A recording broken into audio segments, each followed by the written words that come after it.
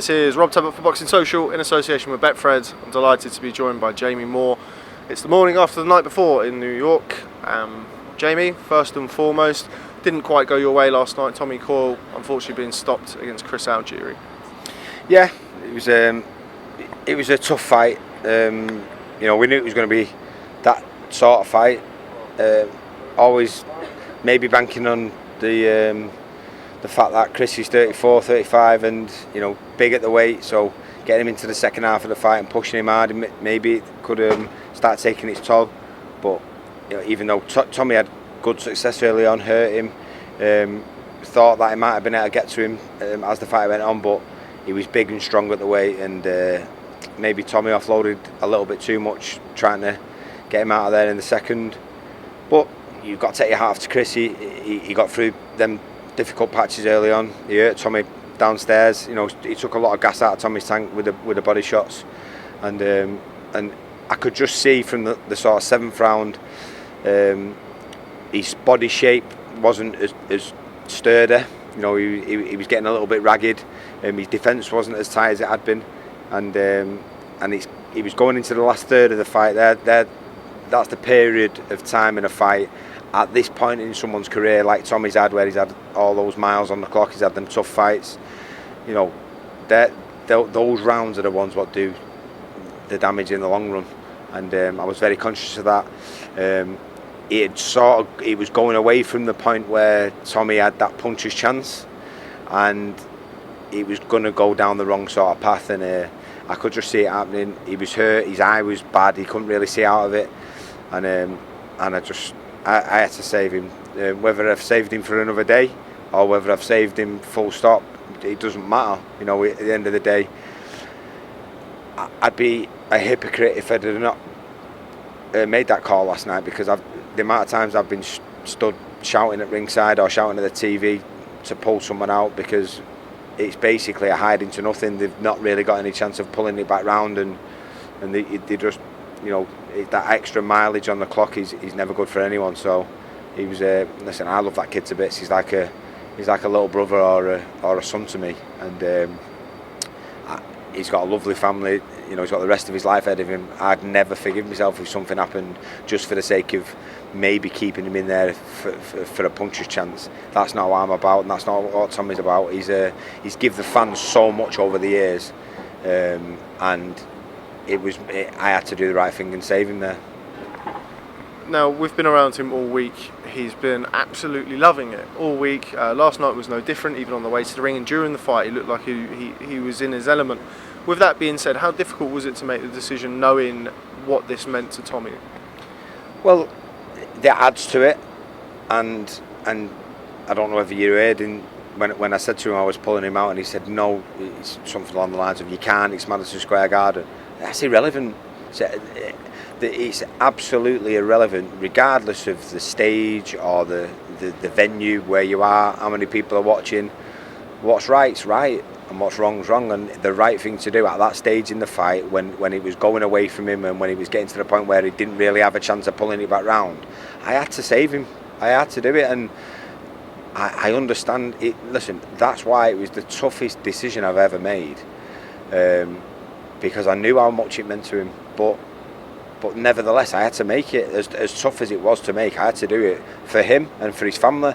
He'll thank me, listen, he's already thanked me this morning, but I'm sure in 10 or 20 years time, when he's still got all his marbles and he's healthy and he's living with his family, that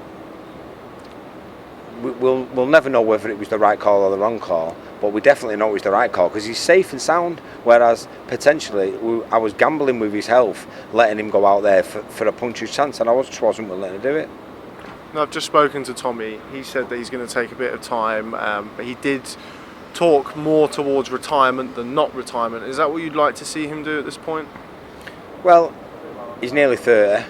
He's had a fantastic career. He's got the respect of his peers in boxing. Win or lose, he's always put on an entertaining fight, and he's well liked by everyone.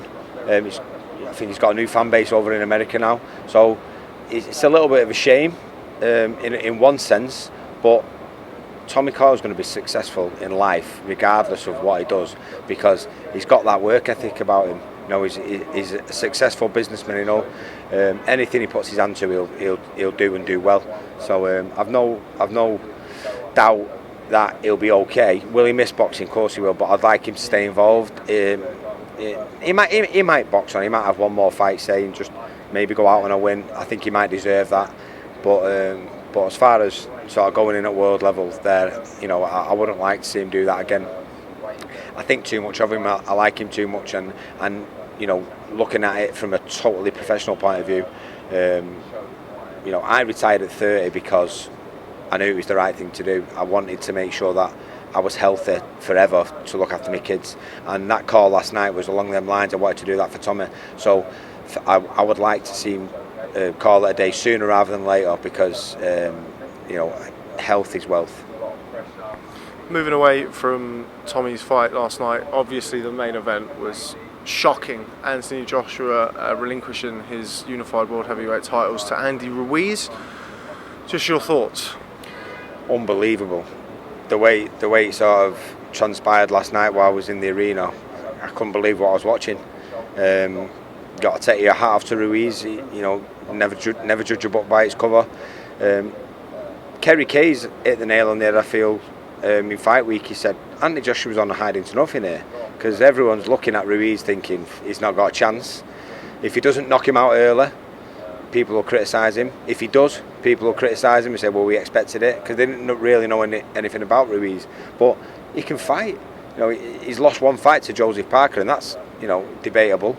It was a close fight, could have gone either way. So he could have been going in there undefeated last night, and he's got quick hands. He's well schooled. He puts his combinations together well, and he never let Andy Joshua recover once he got him going towards the end. So a massive shock though. As it was going on, you could just sense people around was in. They just couldn't believe what they were seeing. But physically, he'll be able to adjust and make correct some of the mistakes he made, AJ. But I think the biggest problem moving forward is going to be a psychological one. I think that's going to be the biggest hurdle to overcome initially. I've no doubt he will, because you can tell he's got a strong mindset. He's achieved a hell of a lot already at a young sort of age, and he's a wealthy man. So he'll have to sort of look deep inside himself and see whether he wants to actually look himself in the mirror and say, listen, this is what we need to do to make these changes to come back and do it. But I've no doubt he'll do that. He'll just take a bit of time in between. But the tough decision for me is, I'm sure they've got a rematch clause with Ruiz. Does he take it straight away?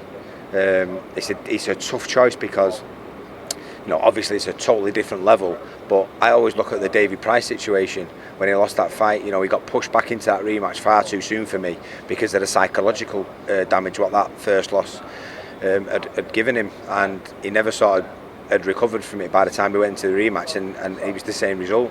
So he's got a lot of sort of big questions to answer, and it'll be interesting to see where he goes from here. Now, Andy Ruiz, while you're right in saying that he's a good fighter, I think a lot of people overlooked him going into this fight. Traditionally, he's not known as much of a power puncher. He failed to get Alexander Dimitrenko out of there, who Joseph Parker knocked out in 3 or 4 rounds. AJ has now been hurt by Andy Ruiz, knocked down 4 times. Alexander Povetkin hurt him. Dillian White hurt him. Vladimir Klitschko hurt him. Is there I think it's quite obvious that there's a fragility about AJ. Is that a concern moving forward?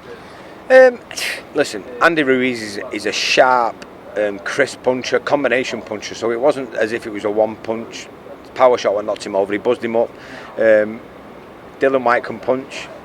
Klitschko can punch. I don't think it's so much as a vulnerability. And I've got to be honest with you, when he was walking to the ring last night, I was sat with Jason Wood, Steve Wood's son. I said, something doesn't seem right with him. His body language suggested that he wasn't really in the zone. He was doing something with his neck where he was sort of kept bending it and stretching it. He stood in the corner and someone was massaging his neck. He was pushing his gum shield out. There was a lot of stuff going on where it was making me uncomfortable. And then in the second round, I said to Jay, I can see there's going to be an upset here. There's something not just right. So I'm sure he won't come out straight away and put it out there because it looks like he's been a sore loser. But I've just got a feeling that there's some underlying issues which nobody knows about, which maybe he was going through. So that'll come out in time, I'd say. But you know, it was. I just feel like there was something not right there last night. Boxing has been kind of littered with it over the course, from the entire start, the entire history of boxing. Marvin Hagler's quote of "It's difficult to get up and run in silk pajamas." Do you think there is any element of that with Anthony Joshua? He has achieved so much in such a short space of time. He's made an incredible amount of money. Do you think that could have been a factor? Well, in a way, that's what I was sort of getting to when I said about he's going to have to think long and hard about what he wants to do, because you're right, he's hugely successful. And he's going to have to look himself in the mirror and go, right, okay, what do you want to do here? Are you happy with what you've achieved? Which is what he has achieved is amazing. Do you want to knuckle down and try and wrong those rights? And you know, it's not going to be easy psychologically or physically. He's going to have to really look deep inside himself. So it's not an easy question to answer that. And you know, I think I don't know him that well, but of what I know of him, I do think he's a real competitive person, and I don't think he'll be content on going out like that. But I don't think he'll make that decision overnight. I think he'll take time to sort of ponder on it, and you know, I'm just thinking about it now as I'm going on. Maybe he will rematch Ruiz straight away, because he might want to sort of write it straight away and go, you know what, I'm going to prove to people. What a statement that'll be if he does that. He'll show his character and he's made of the right sort of stuff. Yeah, it's an interesting one. You know, I like AJ. He's a great guy. He's a great ambassador for this sport, and you know what a role model he is to young people for them to look up to. He's always been great with my son. He's always given him a lot of time, and I just wish him well, because he's a good person. Okay, well, Jamie Moore, as always, real pleasure catching up with you. Thanks very much for speaking to Boxing Social. Commiserations on not getting the result you wanted last night, but congratulations on being a part of a team that put on a hell of a show. Thanks very much for speaking to Boxing Social. Look forward to catching up with you soon. Thank you very much, mate. Cheers, James.